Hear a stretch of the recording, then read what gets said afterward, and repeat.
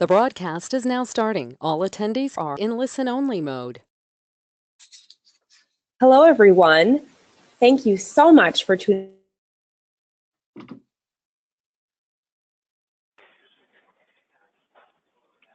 in today for January's live chat. It's our year. We're excited to bring you another year full of monthly live chats with various experts on topics related to Alzheimer's and related dementias. I'm Lakelyn Hogan. I'm gerontologist and caregiver advocate with Home Instead Senior Care. And again, want to thank you so much for tuning in today. Our live chats are brought to you by Home Instead Senior Care, a network of locally owned franchise offices. The Home Instead Senior Care Network offers in-home care with an individualized approach to keep your older adult loved ones safe and independent at home. And to learn more, you can visit homeinstead.com. And before we get started with our chat, I have a few quick housekeeping items to go through. First, we have muted all of your lines, so no need to worry about background noise. We want you to still be able to move about your house or your office while you listen. We can't hear the dog bark or the kids walk in or your loved one making noises in the background. So have no fear, your lines are muted. And we are taking questions throughout today's live chat. That's the whole purpose of having these live. We want to hear from you. So if you're on the line now, please feel free to type in your questions in the question box. It should be on the right-hand side of your screen. And don't be shy. I know that other caregivers have similar questions to the ones that you have, so we can all learn from the questions. So at any time, please feel free to type in your questions. And then finally, don't worry about scribbling down notes or writing down websites, anything of that sort.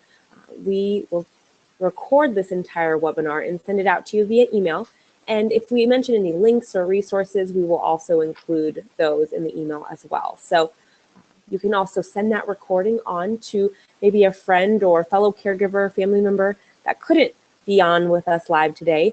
If you think some of the information would be relevant to them, we encourage you to share that recording. So those are all the housekeeping items I have for you today, so let's get started on our topic. While Alzheimer's disease and other forms of dementia have common symptoms, the disease seems to affect each individual differently.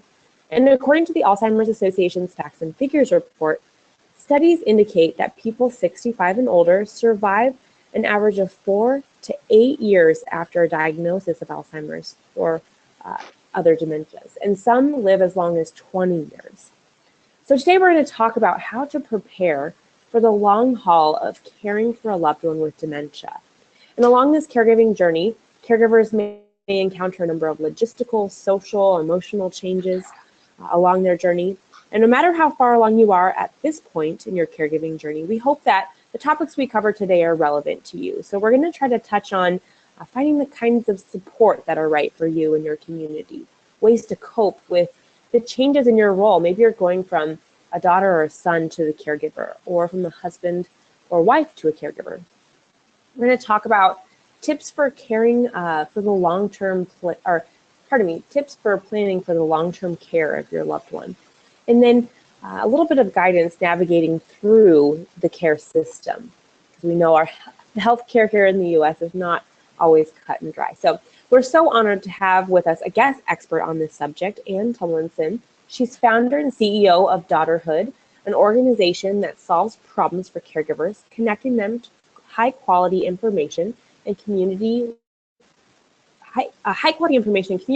to reduce isolation and empower decision-making.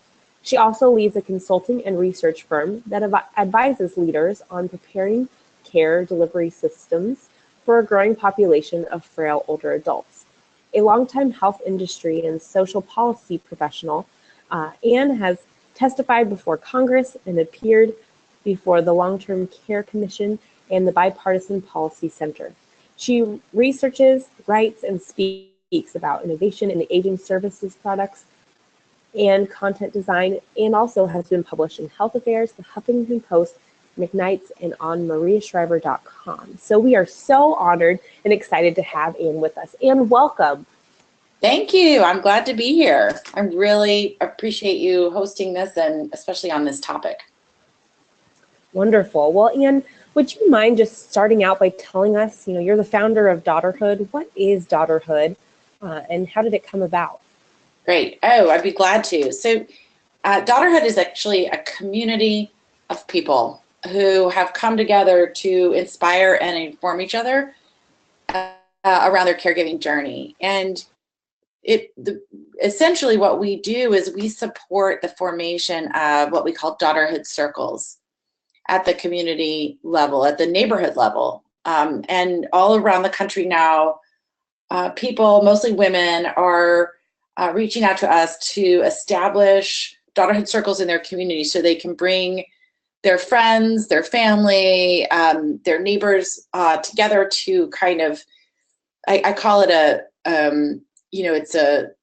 it's a combination of like a girls' night out and a book club kind of atmosphere, just to get a break, to provide each other with advice, and just to remind each other that they're not all alone in this journey. And that's really at its core what we're trying to do is reduce isolation and loneliness in caregiving. I started I founded Daughterhood initially because I thought, I've been working on these issues my whole life from a professional standpoint, and as all of my family members and friends start going through this and asking me, we can't find good information, there are no resources, why am I inventing the wheel? Surely there must be a better way. And I thought, we'll start writing and publishing blog posts that provide information. And what I discovered was, so that's how it started, really, was just in response to family members and friends who said they needed that kind of support and that I could maybe provide it based on my professional experience. But really, as helpful as maybe information can be, and what I've learned is there's so many wonderful resources out there. It's just a matter of putting them in front of caregivers. But the bigger issue really was this feeling that the people felt like I'm all alone and I have no one to talk to and I have no way to get advice from my friends. And so we thought we need to support the development of communities around that. And that's what Daughterhood turned into. Wow, that's a really incredible story, Anne, and providing such a need amongst this community of caregivers. So thank you so much for sharing that with us. And again, we're just so excited to have you here talking about this topic, because we know that caregivers are often in this caregiving journey for years for many people. Some it might just be 1 year, 2 years. Others, it could be, upwards of 10, maybe even 15, 20 years. So do you have any initial thoughts or advice for family caregivers as they're preparing for this kind of long haul? I know we have some questions coming in, but any initial thoughts from you on the first steps that caregivers can take? Well, I think first of all, we're talking about Alzheimer's in particular here. And I think it's important for anybody who's providing care to somebody with Alzheimer's or frankly any form of dementia, is that, not to be a Debbie Downer, but really actually just to set expectations from the outset, which is that Alzheimer's is any caregiving that you provide in a context of dementia is like regular caregiving, but on steroids. So whatever is hard about caregiving is twice as hard when the person that you're taking care of has a dementia-related disease. And there are kind of three reasons. And one that we talked about, of course, was that it tends to go on a long time. The other one is that the needs are just hard and high. If you're trying to feed somebody who's had a stroke, that's one thing. You're going to get some level of cooperation. If you're trying to feed somebody who has Alzheimer's, you're fighting a different battle and a harder battle. And then finally, you're facing the loss of the person that you love in real time, right in front of you. They're standing right in front of you, but you're losing them. So the emotional piece of that is just really contributes to the overall stress. So having said that, sort of gloom and doom sort of description of the experience, I think that when we talk to people in our Daughterhood circles and we work with, the people who call us and talk to them, I think the thing that I like to emphasize is that every single, this is a situation that has its phases. You begin to wrap your brain around, what phase am I in? Because there is really different experiences, whether you're new to it, whether you're well into it, whether you're preparing for end of life. Are you seeking home care at this point? Are you ready for an institution? How do you know the difference? This is very much a phased experience. And at the very beginning of it, you have to begin to think of yourself. What I recommend is really think of yourself like the CEO of an enterprise. You're now running. It's the caregiving activities are like, kind of think of it as like being part of an organization, because there are things to do, people to manage, important decisions to make. All of those things go into running an organization. So you're the CEO. And the reason why that's important is because once you kind of recognize yourself in that role, it empowers you and liberates you to do the things that you really need to do to survive.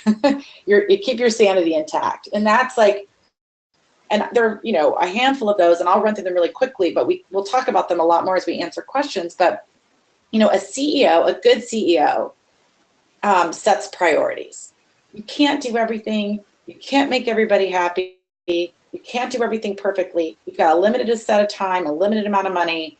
What's most important? And it's going to vary from person to person, family to family, but you set priorities. Is it the safety of your loved one? Is it your own mental health? Is it, making sure that you can go to your daughter's wedding? And, there are just a number of different things. And then every decision you make from that point on can be guided. You just return back to the priorities, And then that gives you the power. It's in the sort of peace of mind to start what I call handing out assignments. And most caregivers, especially women, are super uncomfortable with handing out assignments. They want to do it all by themselves. They don't like to ask people for help. It's uncomfortable, and they worry about, what will that person think of me? Will I get rejected? But once you set your priorities, you begin to recognize, in order to achieve those priorities, I've got to have some help. We're not going to get there if it's just me. So you delegate, you treat yourself as a precious resource, which is not to say, you have to get all caught up in like self-care and all this stuff that, put more pressure on yourself to do things for yourself. But really, you're the leader, you're the CEO. And as a leader and the CEO, you have to, this enterprise, this organization ain't going to run without you. So you have to, protect your sustaining relationships. Make sure that one of your priorities is to make sure that you can continue in this role and make your decisions in that way. So those are just a few of the kind of, what it means to be the CEO of this enterprise. But that's beginning to kind of map that out and think of this very deliberately as your new normal. It can sort of set you up for success. And by success, I really just mean, make sure sustainability in your life over the long term. So that's sort of how I look at it. I really like your perspective of, you're the CEO of the situation. You're running this ship and you have limited resources and limited money. You need to figure out the best way to utilize those resources in this situation. I really like that analogy. I haven't heard that used before in the caregiving realm. So thank you for sharing those initial thoughts with us. Well, just to say one more thing about that, what I like about it, and the reason I stumbled on it, is that I think so many caregivers feel like they have no control. It's such a, you're just being sort of like bandied about by the winds on the sea. You never know what's going to happen. And, I think what I want, this is so hard. What I want caregivers to do is to just sort of imagine themselves, in the role of someone who has power. Because even when things happen that you don't expect or that are outside your control, you're still, that happens to CEOs too. So, you are a good problem solver. You are a resourceful person, and you can do this. And so that's a mentality I really want to help people sort of adopt.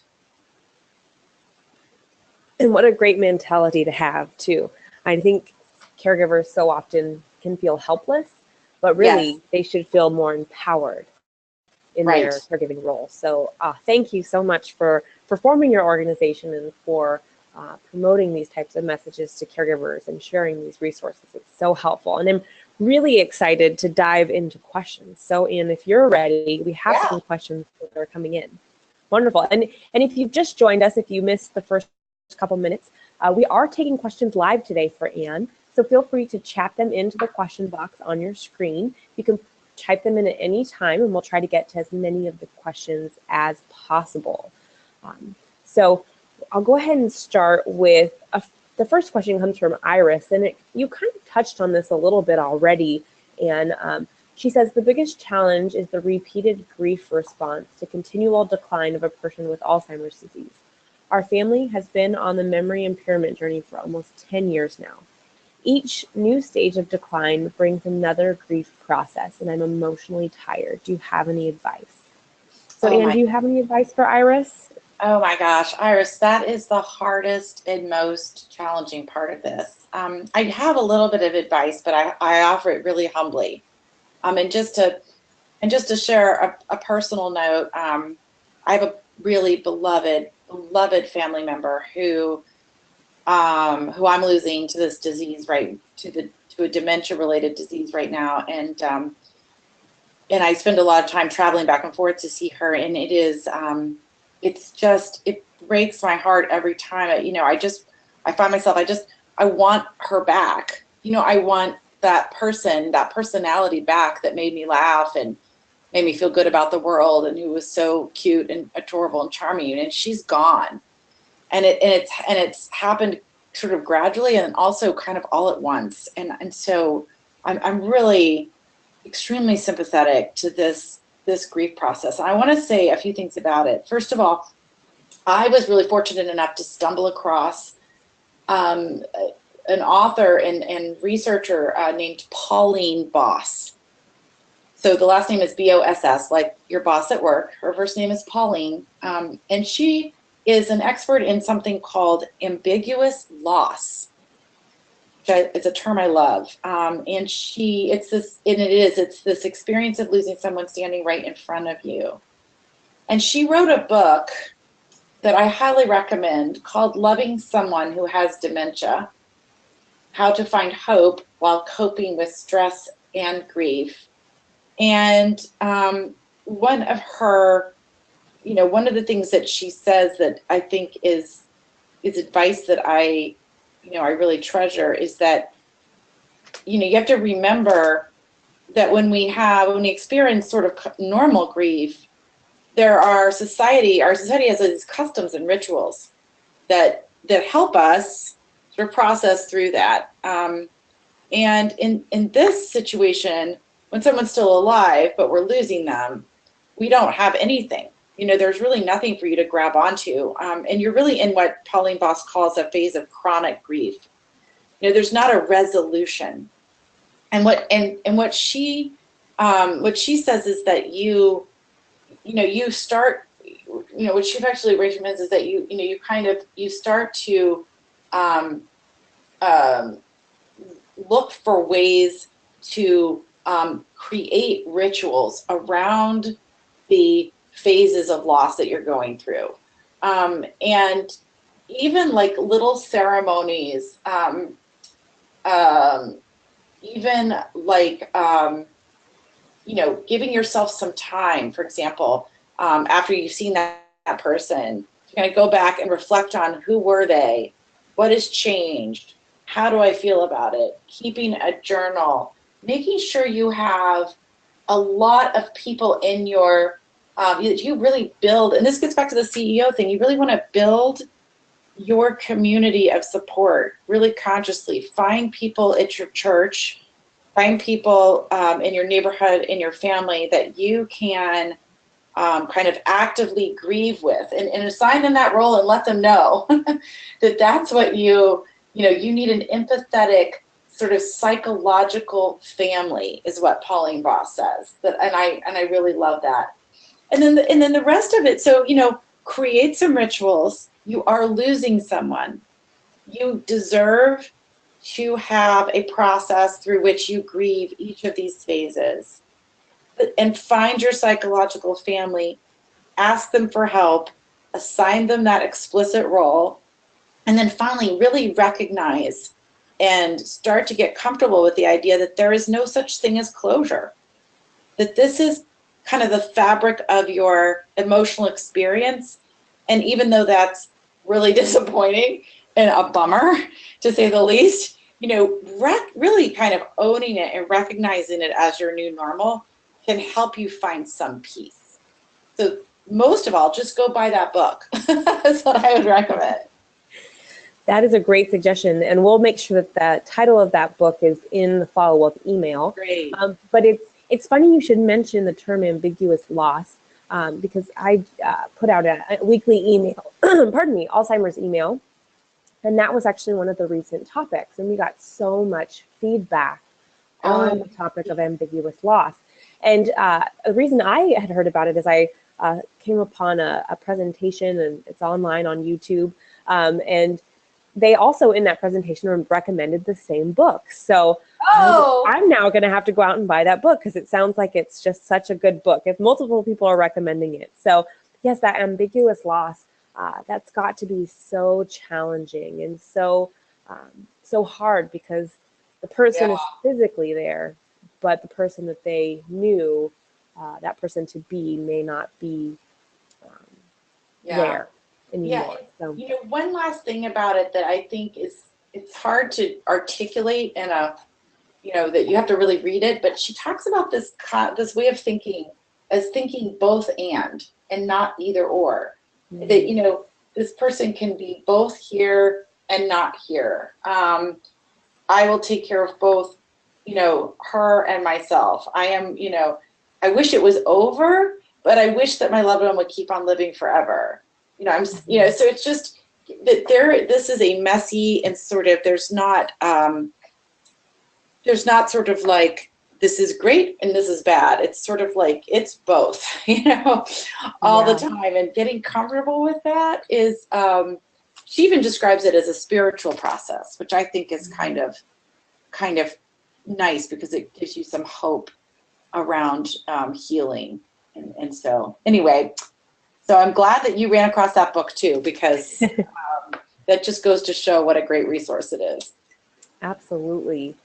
Well, and we have another question that came in that's kind of along the lines of what we've been talking about. And Henny wrote in and said, how do you manage the conflicting emotions? So we've been talking about how we have all these emotions going on as caregivers. How do you manage the conflicting emotions when shifting between a caregiver role and a spousal role? I have difficulty re-engaging into a spousal role after challenging caregiving times. So any advice for Henny? Oh my gosh. Yeah, that is really hard. So I keep saying that to every one of these questions. Yes. So yes, that is really hard. So I think that, you have to, this gets, as the CEO, right? So if your spousal relationship is, you want your spousal, so if you're caregiving for someone else, and I'm assuming in this situation that we're talking about, the caregiving is for one person and the spouse is another person. And, a lot of spouses can feel neglected and resentful. We had that happen in my family. And, you're just so wiped out. If you're taking a break from caregiving, the last thing you want to do is work on your relationship. Right? What you really want to do is binge Netflix in bed with chocolate and wine. But but if you can muster the strength, I think being very deliberate and mindful about, so two things. One, that re-engagement is a process. So be patient with yourself and each other. Openly acknowledge it. Communicate with your spouse. So, hey, I'm wiped. I just did that. I'm sort of re-engaging with you right now. And I just need you to be patient while I sort of maybe even dump on you a little bit, and express appreciation to your spouse for the patience, for whatever they are. That person is also taking up slack, that they're part of your team, they're part of your your orbit, and so you want to express appreciation, really see what they do. Look, I see that you're doing this, this, and this, so that I can do this over thing. And now I'm re-engaging, and I need 2 hours for here's what I need. I need 2 hours for myself. And then, so it's just really opening up those lines of communication and making sure your spouse feels seen, appreciated, and that they understand where you're coming from. So, they're not just like, I just spent a week, taking care of the kids all by myself. Why is my spouse being super cranky with me? And then I think finally, you really want to create space for that relationship outside of the home. Get out, take a walk, go to a concert, find a way to re-energize each of you individually, but in a shared way. Go see Star Wars, find a way to get out of the house and reconnect, even around just the simplest thing. That is some great advice, and we hope, Henny, that you can take some tips away from that. And that has to be so challenging. We talk a lot about how, we know from research that the most common caregiver is really the adult daughter, who's maybe balancing her own marriage, her own children, and her loved one, maybe with dementia or other complex caregiving needs. And so that can be such a challenge. And maybe even they're balancing work too amongst all of these other roles. Right. So it can just be like, these mounting responsibilities, and I can see how it could really take a toll on the various relationships within that caregiver's life. So absolutely, those are some really great tips. So thanks so much, Anne. And please feel free to write in questions for Anne. We have another question that came in, changing the subject a little bit, but all dealing with caregiving. This comes from Rex. He's trying to figure out expenses. He says, we're spending a lot of money on caregivers. We need caregivers. It's very tricky, and I don't know how to say it. We get caregivers to supplement me because I can't do it alone, and I can't work enough to pay the caregivers, and I can't even think about working without them. Is there bookkeeping for dummies and burnout caregivers? So finances, I mean, that's a huge topic. Oh my gosh. Caregiving. Yeah. So any advice or resources out there, Anne, that you're... Sure. Well, I just want to thank the Rex for this question, because it's kind of it's an essential issue here when in the theme of our long haul, and the fact that the needs are go on for such a long time. It's definitely a group of people whose care costs can be very high over time. And so, and I think that this isn't something that our typical health insurance policies cover. So I think a lot of people are surprised by that. They're like, oh, I thought, if your parent is an older adult, or whoever you're taking care of is in their, older adult years, you think, oh, they're on this program called Medicare for health insurance, and Medicare will pay, right? And unfortunately, these kinds of caregivers that come in and just help with, the nuts and bolts of taking care of someone on a daily basis, the bathing, the eating, the dressing, supervising, making sure they don't, hurt themselves or damage property, that is not paid for by Medicare. So, so you're on your own unless you happen to have a few people out there who are able to buy something called long-term care insurance. I made my parents buy it like 20 years ago, but but not that many people have it. So if you don't have that, and you're in the situation that Rex is in, one of the things to consider is that eventually, if you feel like the resources are not adequate to cover the care, you can look at a program called Medicaid. Now, I offer this advice very hesitantly because so states run this program. It's for people who have long-term care need, but who sort of running out of money. So I appreciate that Rex is paying for the care himself out of his own pocket. But there may be, his parent may qualify for, if the person for whom he is caring is actually low enough income or, without a lot of other resources, that it's possible to qualify for the Medicaid program. And so you just have to sort of search around and find the resources on your state aging website and start the process. It's not an easy process. And in fact, on my website, I wrote at least 2 blogs on Medicaid. So if you go and check that out, you'll get, kind of an overview of that program. So that's one. There's also area agencies on aging in almost every community. They're called, in our world, we call them AAAs. But sometimes they have respite care programs that you can take advantage of. But this is not a problem for which we, as a country, have a good solution. We have not. It's not high on Congress's agenda to create, a program, an insurance program for paying for this. And that's one of the things I work on in my professional life all the time. So, it's a really, really tough issue. It's only going to get harder as more and more people get old. Absolutely. Well, finances is something that comes up so frequently, and I liked your suggestions, Anne, of checking with your local area agency on aging. And I'm familiar with just a couple more resources specific to Alzheimer's. Hilarity for Charity, Hilarity for Charity is a grant program. Lauren and Seth Rogen is an actor. Lauren's mom has Alzheimer's, and they wanted to create a grant program for respite care. So if you go to helpforalzheimersfamilies.com, which we're going to have a resource slide here in a little bit where we'll share all of these websites, Anne's website, the Daughterhood website, and then the Help for Alzheimer's Families, you can apply for that respite grant. So that's another great solution for families. Get out there and apply for that grant for some extra resources.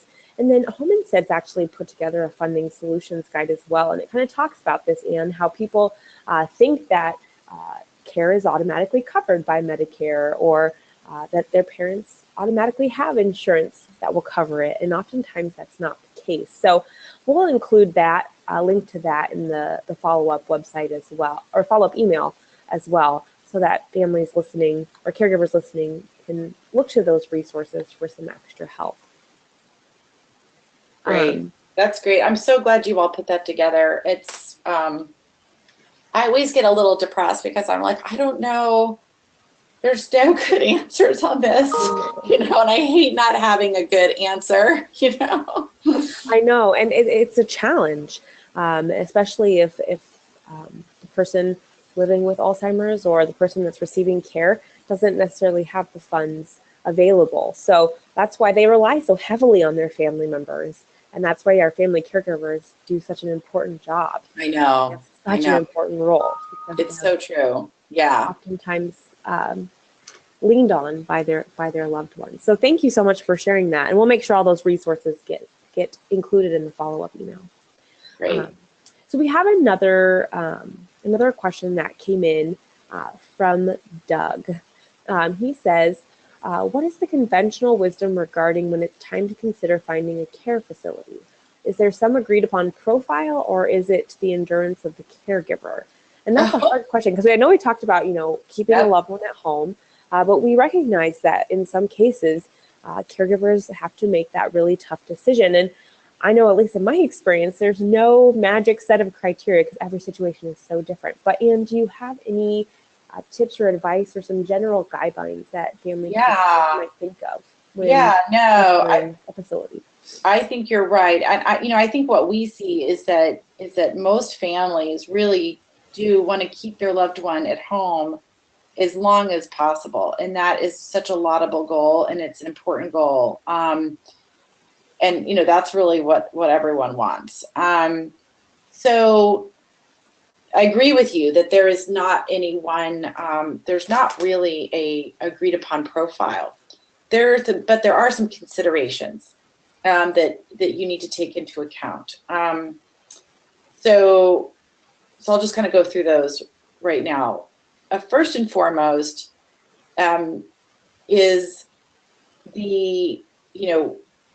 what is your ability to provide the care at home, and what are your goals for your life and your loved one's life? And so there's some things that you'll start to notice that could be sort of tipping points for your ability to provide care at home. And they're really kind of three that I can think about the top of my head. And Lakelyn, I welcome your thoughts about this as well. One is incontinence. We have to talk about incontinence if we're going to talk about Alzheimer's, or any caregiving situation. It is a very, very challenging issue to manage at home, 24/7, unless you can have 24/7, dedicated aides. You might get to a point where the incontinence just becomes very challenging to manage in a home-based setting.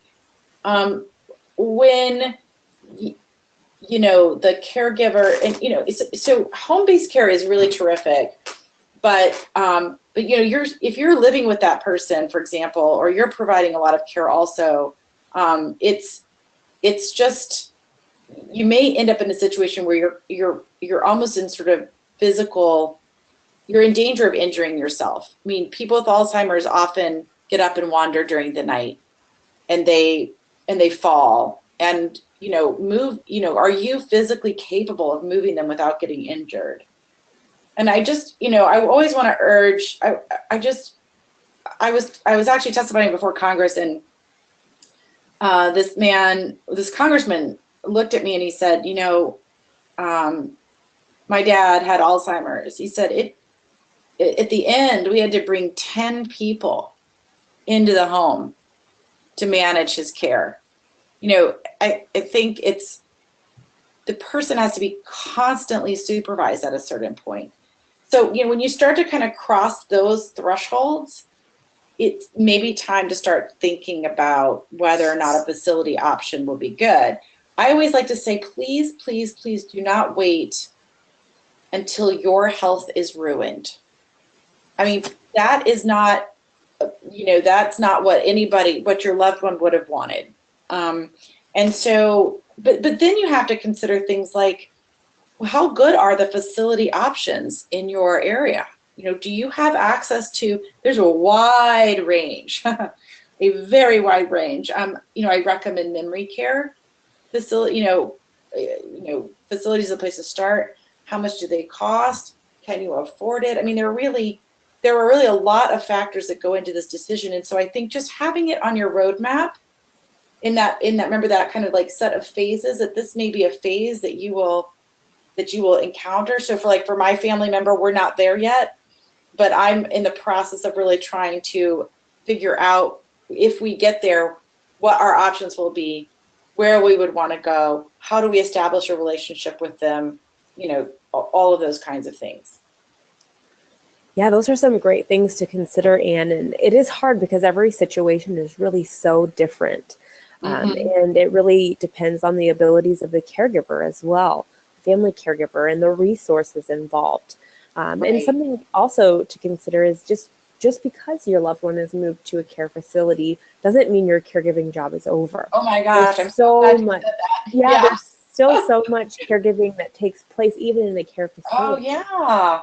So yeah, lots to think about, because I know some facilities may have that specialized memory care unit that you had mentioned, where they can assist with feeding or have specialized activities. But in some of the rural, more smaller community facilities, they might require the family caregiver to still be there a lot of the time because they might not have the staff to help. So it's really, I think, very situational for families, and it is a tough decision to make. But I think you bring up a great point, Anne, we often see so often caregivers' health declining themselves because they're having to put so much time, energy, effort into their loved ones' care and well-being that they fail to take care of their own health. So when the caregiver's health is starting to fail, the last thing we want is for both people to need caregivers. So that is a good guideline. Yeah, there's some kind of terrible statistic I was reading, and I can't remember exactly, but a not insignificant proportion of caregivers for people with dementia experience really very severe health crises before they lose the person with Alzheimer's, and so it's just so you really this gets back to kind of like, what is your goal? Because you can't just sort of operate from this crisis management standpoint every single day. One other thing I just want to mention on this is that it ties into something that I've noticed, which is that a lot of families seem to me to want to know, what is the right thing to do? I have to make a decision, and I want to know what is the right decision, because it is such a huge burden to have to make a decision for another person who can't make it for themselves, particularly when on some level it may be making your life easier and it might not be exactly what they would want. And there's just so much guilt that goes into this. And I just want every caregiver to get rid of this idea that there is a right way to do anything. There's no one right answer. It's just sort of like, what's the right answer for you and your family, taking into consideration all of these different factors. And if you're caregiving for someone Alzheimer's and you have children yourself, you have to remember them too. Like your health is important to them, and ultimately, what kind of caregiving experience do you want them to have? So, don't sacrifice everything on this altar of like, I've got to, provide this really perfect care for the person with dementia forever, because forever is it's a long time. Yes, that's such a great point. And when we're thinking about preparing for the long haul, it's so important to have these conversations as early as possible. Even especially when the person can still contribute to the conversation. Being able to ask the person living with dementia or Alzheimer's, the person needing care, what would you want? Would you want me to try everything to keep you at home, or when the time comes, what facility would you like to go to? Should we go check some out together? I know those are hard, really, really hard conversations to have, but the more conversation that we can have on the front end of the diagnosis or of the symptoms, then the better off that caregiver will be down the road, because they will know in their heart, okay, I'm making the best decision I can for him because that's what he wanted, or that's what she wanted. She told me she wanted it this way. So it can also help to ease kind of that caregiver guilt that we hear talked about so often. Yeah, right. No, I think that's a great point. Well, and on this kind of topic of guilt, we had Linda write in, and she says, how do I deal with survivor's guilt? Right. We know that there is a really long haul of caregiving, but then that person passes away and there's still so much emotion that experience sticks with you. Right. It doesn't just end the day that person passes away. Same with any sort of grief process, but any advice there for Linda? Yeah, no, it's, so I have one thought about that. And, just to kind of echo what you're saying, many people grapple with it. I actually remember reading an article. It might have been written by Paula Spann, who is a writer for the New York Times. And, it's really worth looking up her articles because she just writes so beautifully about so many of the things that we're talking about. And there's just this lovely library of all of her work. And she wrote an article about this, that, because you're so focused in running this organization, running the care receiver's life, you have a purpose, you're managing these crises from day to day, and then boom, that person dies and you are left with yourself. And I was just reading a psychology article about what they know about the way the brain works, and that when you're busy and you have purpose, they're like your brain lights up in certain areas, and when you're not, it lights up in others that are kind of associated with what they call rumination. So it's this idea that when you're not, as human beings, we're really wired to do things and to produce and to fight the woolly mammoths and bring home forage for berries and nuts. And when you're not doing that, your brain kind of plays a trick on you, and it starts to come up with kind of really sad messages about what could I have done better, what I should have done this better, I should have made different decisions.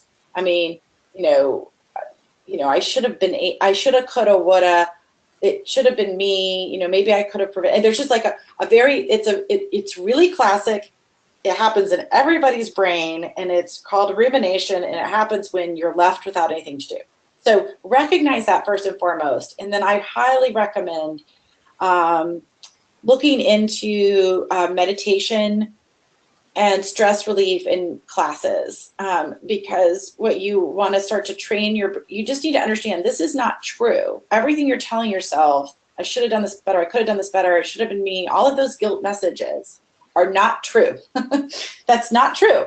So you have to kind of learn how to distance yourself from those thoughts, give yourself a break from them. It's not, you didn't do anything wrong. And it's so powerful. A friend of mine was telling me about her dad's death in a hospital, and this isn't an Alzheimer's related situation, but she had to make some really hard decisions at the end, about what type of treatment to withhold, what type of treatment to give, and she was on her own and nobody helped her, and she's just racked with guilt about whether she made the right decisions. And that is that's just her. I can see as the external person that she did the best that she could in that situation, and there was nothing else she could have done. And I think you have to just reinforce that message. I did the best that I could, and these messages that I didn't are just not true. I feel very strongly about this. Not true. Yeah, that's great advice. You're right. We do kind of sometimes can make these things up in our mind that, or overanalyze every decision that we make. And especially when it comes to women, I mean, we talked about women a lot because they typically are the primary caregiver. We're our worst critic. And so I love that advice that you have. Just knock those thoughts out of your brain and learn to kind of distance yourself from them, because they will torture you, and you don't deserve that.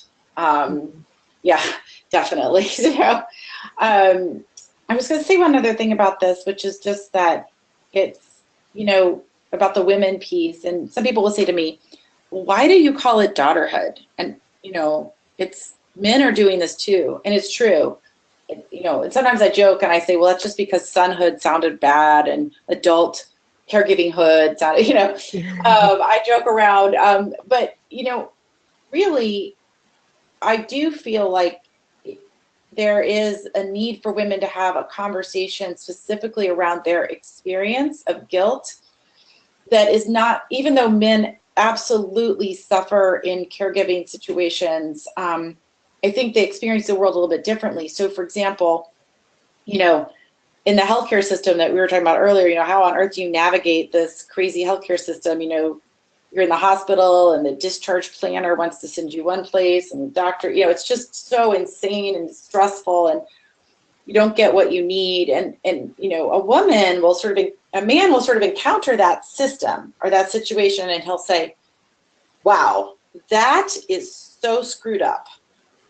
That's awful and I'm suffering, but that is a screwed up situation. And a woman sometimes, or more often than not, will encounter that situation and she'll say, wow, what could I have done better? How could I fix this? Just sort of like this desire, this need to kind of climb these unclimbable mountains is a kind of uniquely feminine experience, I think, in our culture. And so it's just extra important for women, I think, to look into spiritual practices or, social groups that can help them process through this and like leave that rumination behind. Hmm. I like that added thought. Thank you so much for sharing that. Sure. And we do actually have another question that came in. We have a male's perspective here, so we want to Great. make sure that we get to Jerry's question. So Jerry wrote in,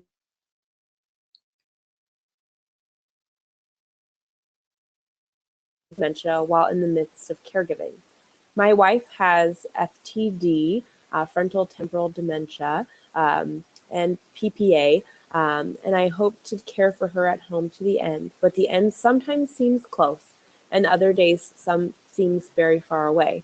Do you have any suggestions for how a 66-year-old can plan beyond their caregiving years when the end stage is such a variable?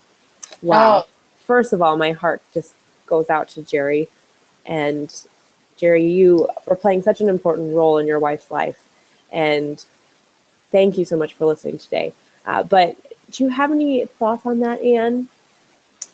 yeah. So, right. That is a great, I talked about sort of, thinking through the phases, and I was really, referring to the phases of caregiving, not sort of what happens after caregiving. And then the sort of added challenge of, well, you don't really know when it's going to end, and particularly with this disease, particularly with a dementia-related disease like FTD.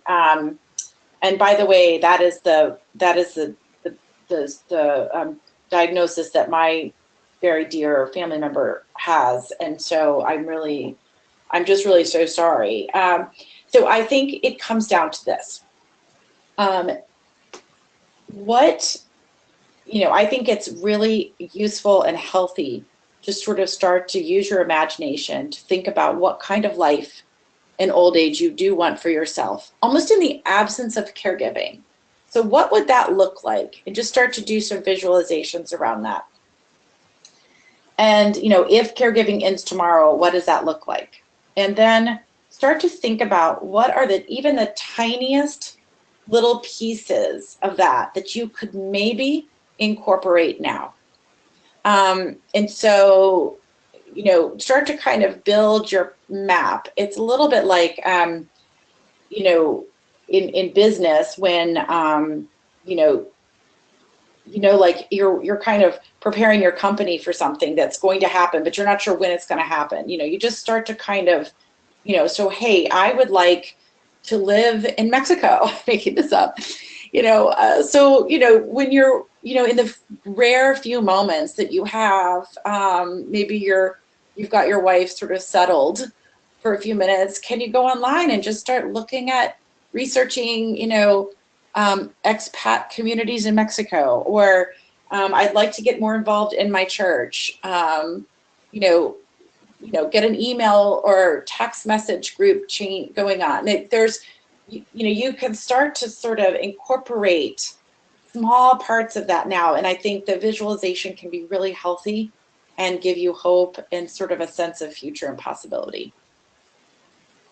Those are really, really great suggestions, Anne. And Jerry, we hope that that helps you in your caregiving journey, and wish you the best as you continue to care for your wife. So thank you so much for writing in that question. And I think we might have time for one more question. And this one we haven't really talked about, but Rose says, I live 1,000 miles away from my mother, and my brother lives 600 miles from her.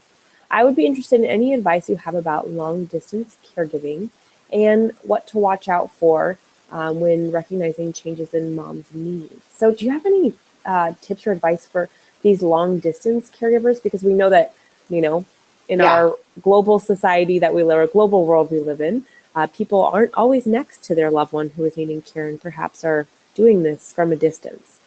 Yeah, no, wow. Gosh, these questions are so good and so hard. Yeah, no, that's a doozy. So, so I think a couple of things.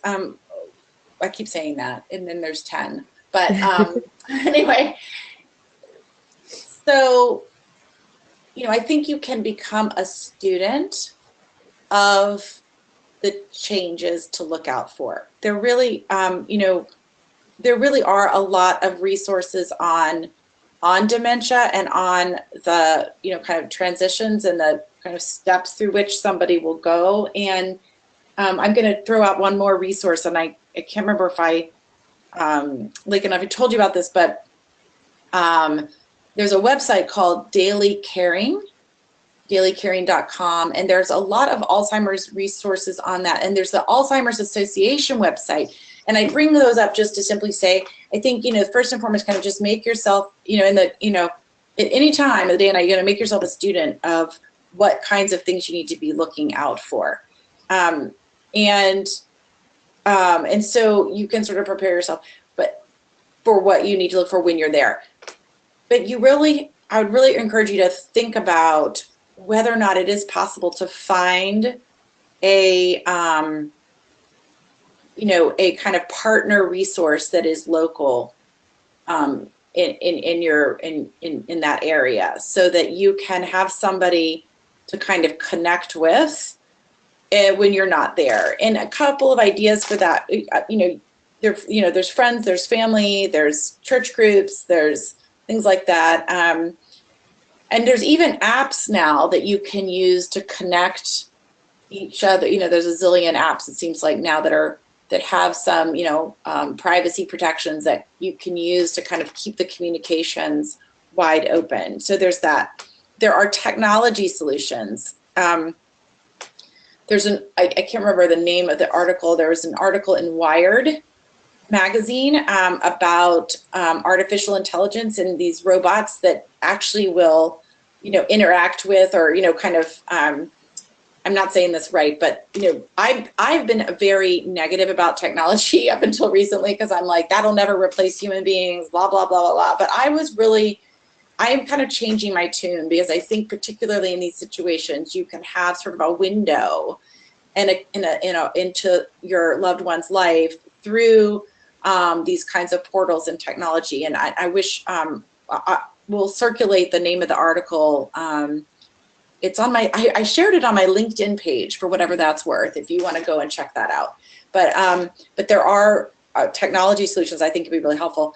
And then finally, you can pay a professional called a geriatric care manager, or a home health company or a home care company, to kind of be your eyes and ears on the ground and to help you manage things. And so you may want to start looking into those kinds and really, emphasize that that's the kind of support that you need, and pay for it. It's like you're going to pay somebody to act like the daughter when you're not there.